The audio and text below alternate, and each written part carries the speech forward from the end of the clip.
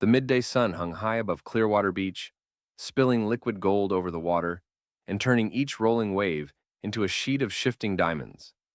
The air shimmered with heat, the kind that made the sand warm enough to sting bare feet. Umbrellas dotted the shoreline like splashes of bright paint, reds, blues, and greens swaying in the faint ocean breeze. The rhythmic swash of waves was joined by the background soundtrack of laughter, squealing children, and the occasional thump of a volleyball landing in soft sand. A salty tang lingered in the air, thick and familiar, carried inland on the slow pulse of the tide. Above, the sky stretched cloudless and impossibly blue, a vast, open dome. Seagulls wheeled lazily overhead, their cries sharp but unhurried, blending into the summer soundtrack. Most of them drifted in loose groups, scanning for snack scraps left by picnicking families. Out past the lapping foam line, the water deepened to a glassy turquoise.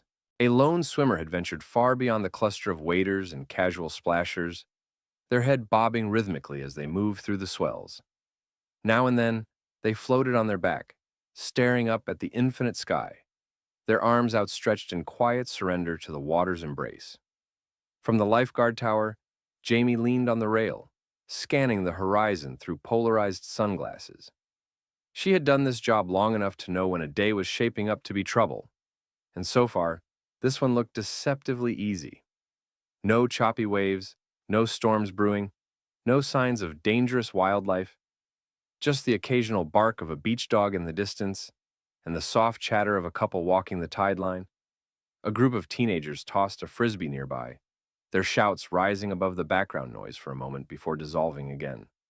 Somewhere behind the tower, a portable speaker played faint guitar chords. The music carried away in gusts. It was all so idyllic, so utterly ordinary, that Jamie almost let her mind wander. She didn't know it yet, but somewhere in that perfect summer postcard scene, a subtle disturbance had begun. One too faint for the untrained eye, but sharp enough to catch the attention of someone or something that lived closer to the water's edge. And soon, that quiet perfection would fracture.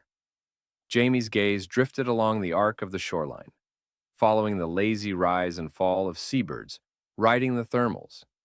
Most gulls wheeled in wide, aimless loops, their wings catching the sun in quick flashes of white. But then, her eyes caught on one bird behaving differently.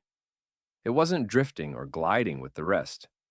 This gull cut a tighter, more deliberate path, an oval-shaped loop anchored to a single spot out past the swimming line. It banked sharply, wings tilting almost vertical, before straightening and gliding low over the water. Then, as if tethered by some invisible line, it climbed again to repeat the same exact arc. Jamie narrowed her eyes. Gulls often hovered where food was floating, but there was no fishing boat nearby, no bread crusts bobbing on the waves. She lifted her binoculars, bringing the bird into crisp focus. Its head jerked down as it circled, eyes scanning the water below. Now and then it let out a piercing cry, not the casual squawk of a bird squabbling over a sandwich, but a sharper, more insistent call. She lowered the binoculars slightly, letting her vision widen to include the water beneath it. For a second, she thought she saw something. A pale flash, a ripple out of sync with the rest of the waves. It was gone almost as soon as it appeared. Her training had taught her that animals often react to trouble before people notice. Dolphins, seabirds, even dogs on the beach sometimes gave away a hazard before it was obvious. And this gull, stubbornly circling one patch of ocean again and again, was acting almost purposeful. Jamie shifted her stance, gripping the tower railing. She wasn't ready to sound the alarm, not yet, but something in her gut told her to keep watching. The rest of the beach kept moving in its summer rhythm, unaware that high above the water, a set of sharp eyes and beating wings might already be warning of danger. Jamie kept her binoculars trained on the strange scene, her elbows locked against the sun-warmed metal railing of the lifeguard tower. The gull's circling had only grown tighter, more urgent. It was no longer just gliding in lazy arcs.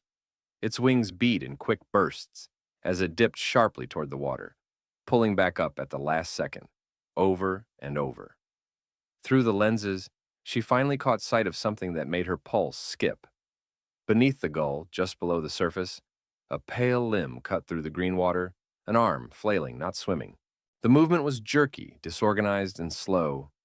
The head that surfaced briefly was turned toward shore, mouth opening and closing, but too far for her to hear any call for help. A small wave washed over it, and the swimmer vanished again for a moment that felt too long. Jamie's stomach tightened. She'd seen enough rescues to recognize the early signs of panic, that desperate fight against the water, the body starting to lose rhythm. But what unsettled her most was how invisible it all seemed to everyone else. Down on the sand, people were laughing, sipping cold drinks, playing with toddlers in the foam. No one noticed that. Out past the safe shallows, someone was already in real trouble. She lowered the binoculars for a moment, scanning the surrounding water with her naked eye. That's when she saw it. A darker, glassy strip slicing through the choppier surface. A rip current. She knew from experience that its smoothness was deceptive, like a quiet river running backward into the sea, and the swimmer was right in the middle of it. Jamie's gaze snapped back to the gull. It hovered like a marker, as if it too understood the danger below. The bird let out another sharp, almost scolding cry, circling tighter still. She felt the hairs on her arms prickle. This wasn't coincidence anymore. The gull wasn't just looking for food. Her mind was already shifting from curiosity to readiness. The scene had gone from interesting to urgent, and she knew she had only moments to decide her next move. Jamie's heart gave a hard, deliberate thud in her chest as her mind connected the final pieces. The swimmer wasn't just tired. They were caught. The telltale stripe of the rip current stretched like a slick river against the grain of the waves, pulling straight out to sea. It was invisible to the families splashing in the shallows, to the couple strolling hand in hand along the water's edge, but to Jamie, it was a red flag as bright as the warning pennant that flapped above her tower. She yanked the binoculars back to her eyes and locked onto the swimmer's position. The figure's arms flailed weakly, alternating between panicked strokes and moments of drifting, as if surrendering to exhaustion. Salt spray burst around them with each swell, the water swallowing their mouth every few seconds. Each time they resurfaced, their head turned toward shore in silent, desperate appeal. Above them, the gull continued its relentless vigil, dipping, circling, screaming into the wind, as if urging someone to act. Its white feathers caught the sunlight for an instant before it plunged into shadow again, a living metronome marking the swimmer's fading strength. Jamie felt her training take over. She dropped the binoculars, grabbed the rescue radio, and pressed the call button. Tower 2 to base. Possible active rescue. Rip current. 200 yards northeast of marker buoy 3. One swimmer in distress. Launch response. Her voice was calm, but her pulse was a drumbeat. She scanned the sand below. Already Mason, the fastest paddler on the team, was springing from his chair, rescue board tucked under one arm, charging toward the water. Jamie gave 2 sharp blasts of her whistle, the signal for immediate high alert, and pointed toward the circling gull. It was as if the bird understood. It adjusted its orbit slightly, tightening over the swimmer's head. Mason sprinted into the surf, his board slicing through the foam with each driving push. Jamie watched him disappear into the chop, a flash of red lifeguard vest vanishing between the swells. Her eyes flicked back to the swimmer. Their movements were slowing. The ocean was winning, and the only guide Mason had in that vast, restless water was the ragged white arc of wings cutting against the sky. The moment Mason hit the deeper water, the sea tried to take him. The rip current was a river disguised as stillness, drawing everything relentlessly away from shore. He didn't fight it head-on. His training told him that was suicide. Instead, he angled the rescue board diagonally, using the current's pull to slingshot himself toward the swimmer's position. The gull stayed overhead like a white feathered sentinel, circling tighter and tighter. From her vantage point on the tower, Jamie could track both Mason and the bird, one slicing through the water, the other through the air, both closing in on the same target. The swimmer's head appeared briefly between swells. Even at this distance, Jamie could see their chin tilting higher, gasping for air, the arms no longer pulling with any rhythm. The ocean lifted them, then dropped them into another trough. Each disappearance made her stomach knot tighter. On the sand, the secondary response team was ready. A backup rescuer with a buoy, medics with an oxygen kit and blankets. They all watched the same fixed point on the horizon, eyes flicking to the gull, as if it were the world's most unlikely GPS marker. The waves slapped against Mason's board, each crest splintering into cold spray that stung his face. His breaths came in timed bursts with each stroke, muscles burning as he forced speed without losing his line.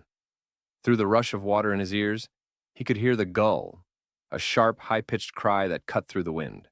20 yards, 15, 10. Now he could see the swimmer's eyes, wide, panicked, barely above the surface. Mason lunged forward on the board, thrusting the rescue buoy toward them. The swimmer didn't reach. They couldn't. He grabbed their wrist, locking it into the buoy's strap, and hauled their torso across the board. Their breaths came in ragged, choking bursts, each one sounding like a fight to stay in the world. And still, the gull circled overhead, watching as if refusing to leave until it saw the rescue completed. Mason could feel the drag of the current fighting him every second, like a giant hand gripping his ankles and pulling backward. With the swimmer draped across the rescue board, the fight doubled. Every small wave tried to roll them sideways. Every pull of the rip seemed determined to claim its prize. "Stay with me," Mason shouted over the roar of the water, though he wasn't sure the swimmer could hear. Their eyes were half-lidded, breaths shallow and uneven. Salt water streamed from their hair and face, dripping in dark trails onto the yellow rescue buoy. The gull still circled overhead, its cries now less frantic but still sharp, as if pacing Mason's every movement. In moments, it would dive low, wings slicing so close to the water that droplets fanned from its tips before climbing again into the glare. Jamie watched from the tower, keeping the swimmer's location fixed through binoculars, tracking Mason's slow, grinding progress toward shore. The technique was pure discipline. Mason didn't fight the rip head-on. Instead, he edged them diagonally toward a breaking line of white water where the current's pull weakened. Every few yards, he'd glance back at the swimmer, reassuring himself that their chests still rose and fell. Finally, he felt the subtle shift. The pull under the board softened, replaced by the push of an incoming swell.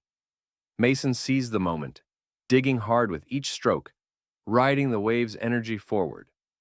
Foam hissed around them as the crest broke, shoving them closer to the safety of the inner surf. On shore, the backup team waded waist-deep, ready to grab the board. As they reached him, Mason guided the swimmer into waiting arms. Together they half-carried, half-floated the limp figure through the shallows, the sound of rushing water giving way to the muffled, sandy shuffle of bare feet. Overhead, the gull gave one last, long call. It circled twice more, slower now, almost lazily, and then angled its wings toward the open horizon, vanishing into the glare where the sea and sky met. The moment Mason's feet touched dry sand, the medics were there, lowering the swimmer gently onto a waiting blanket. One medic tipped the swimmer's chin back, clearing their airway, while another checked for breathing and pulse.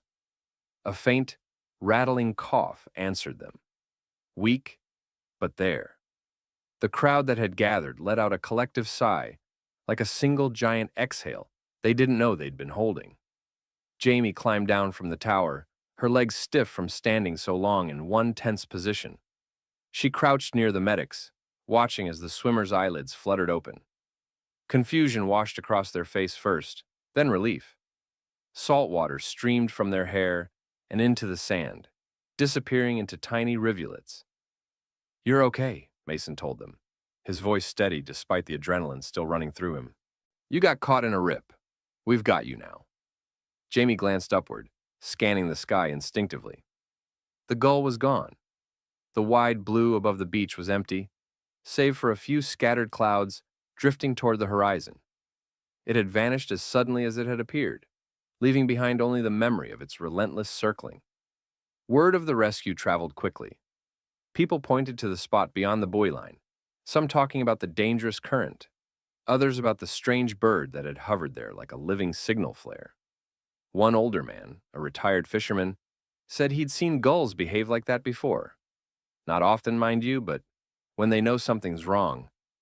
As the medics wrapped the swimmer in a thermal blanket and led them toward the station for further checks, Jamie and Mason exchanged a look. Part disbelief, part quiet gratitude. They both knew that without those first odd loops in the sky, they might not have spotted the danger until it was too late. The ocean roared steadily in the background, indifferent to the drama it had just staged. But in the minds of everyone on that stretch of sand, the image would stay.